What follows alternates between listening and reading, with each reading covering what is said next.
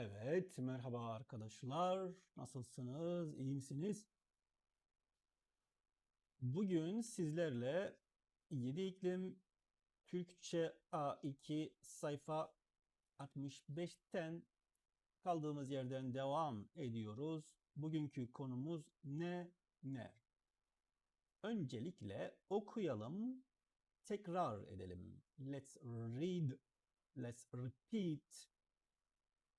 Tekrar yazalım. Let's write again. So please, if you didn't subscribe yet my channel, please subscribe now. We are following Istanbul book, Yedi İklim book. So we already finished A1. This is A2. If you didn't watch A1, please, you can watch first A1. Then you can continue step by step. We are going page by page. So you can follow it. Evet arkadaşlar, lütfen abone olmayı unutmayalım. Beğenmeyi, paylaşmayı arkadaşlarımızla unutmayalım.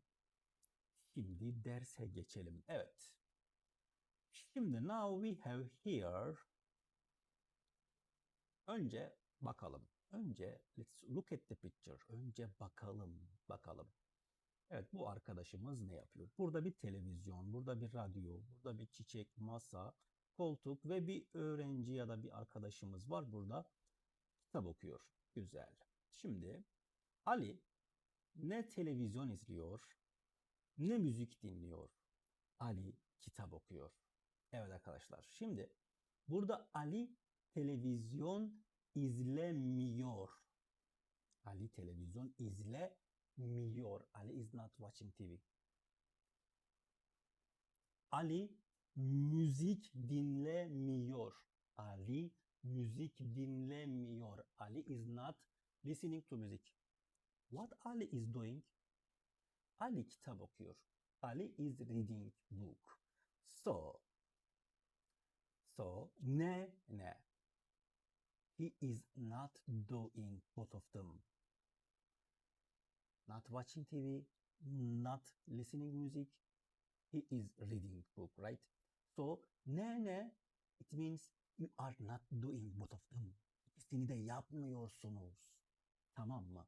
Şimdi acıyı sevmiyorum, ekşiyi sevmiyorum. Bakın, ikisini birden sevmiyorum. I don't like both of them. Tamam mı? Burada bir cümlede nasıl yazabiliriz bunu? Ne acıyı seviyorum, ne ekşiyi seviyorum. Bakın, ama cümlede yazarken olumlu yazıyorsunuz. Bak, we are writing positive. But the meaning is negative. Anlam olumsuz. Yazıda olumlu yazıyorsunuz ama anlam olumsuz, değil mi? Evet, şimdi acıyı sevmiyorum, ekşiyi sevmiyorum. Ne acıyı seviyorum, ne ekşiyi seviyorum arkadaşlar. Burada bu cümleyi tekrar yazarsak, if we write again, so we can say like that. Ne acıyı seviyorum, ne ekşiyi seviyorum.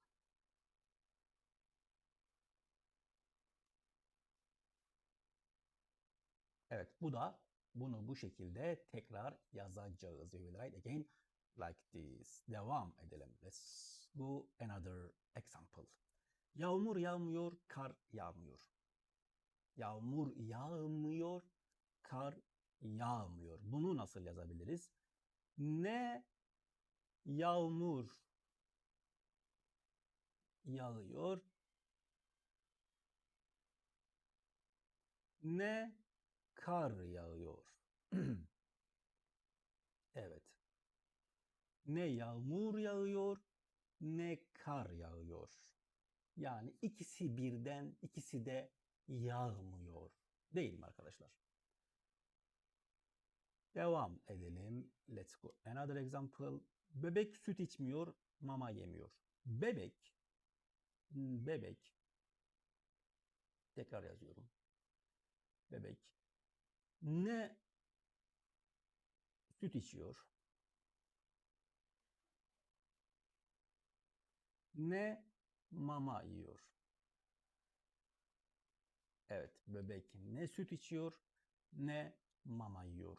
Yani ikisini de yapmıyor.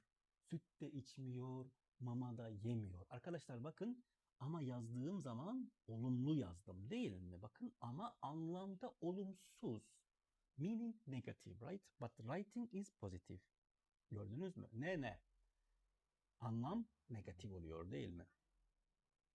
Devam edelim. Yaşlı kadın doktora gitmiyor, ilaç kullanmıyor. Yaşlı kadın ne doktora gidiyor, ne ilaç kullanıyor. Bakın, yaşlı kadın ne doktora gidiyor, ne doktora gidiyor, ne ilaç kullanıyor. Ne ilaç kullanıyor. Evet, bu şekilde yazabiliriz. Yani doktora da gitmiyor, ilaç da kullanmıyor, ikisini de yapmıyor yani. Tamam mı arkadaşlar? Şimdi ders çalışmıyor, ödevlerini yapmıyor. Bu cümleyi de size mi bıraksam acaba? Evet, bu cümleyi size bırakayım mı yorumlarda? Ne ile nasıl yazabiliriz bu cümleyi? Siz de lütfen bu videoya yorum yazın. Bu cümleyi ne ile yazarak tekrardan yorumlara yazınız. Ben de kontrol edeyim. So this is your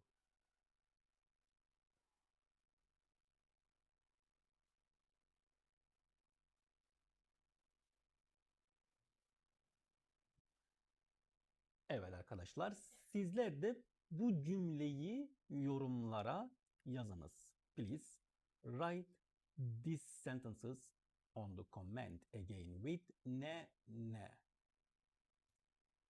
If you didn't subscribe yet my channel, please subscribe now. If you have any question, you can ask on comment. If you want to take private online class, you can text me. I have a number on my bio. So, or you can see my number on the description. Şimdi arkadaşlar, gördüğünüz üzere burada ne ile cümleler öğrenmiş olduk. Ne. Mesela ben ne televizyon izliyorum, ne dışarı çıkıyorum. Ben evde kitap okuyorum. Ben ne yemek yiyorum, ne çay içiyorum. Ben portakal suyu içiyorum. Ben ne uyuyorum, ne yatıyorum, ben oturuyorum. Yani böyle değişik değişik ne ile farklı cümleler aklınıza gelip yazabilirsiniz. Evet arkadaşlar. Ne. Bu şekilde. Yani ikisini de yapmıyor.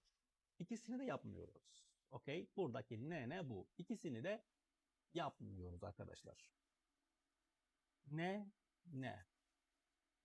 Ne onu yapıyor, ne onu yapıyor. İkisini de yapmıyor. Bu şekilde de Türkçe'de bazen konuşuyoruz. Ne. Ne telefon ediyor, ne mesaj atıyor. Yani telefon da etmiyor, mesaj da atmıyor, hiç haber vermiyor mesela. Evet. Diğer ders görüşürüz. Kendinize iyi bakın.